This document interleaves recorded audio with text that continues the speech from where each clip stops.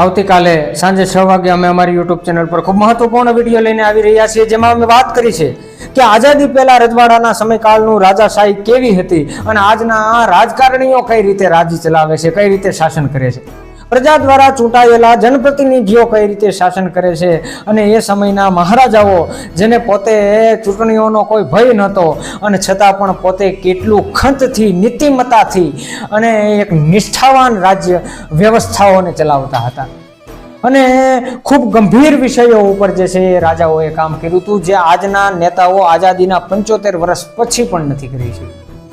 ખૂબ નાના મોટા વિષયો ઉપર અમે એમાં ચર્ચા કરી છે, જે વિડીયો ખૂબ રસપ્રદ અને માહિતી ખૂબ જ જાણવા જોગ થવાની છે.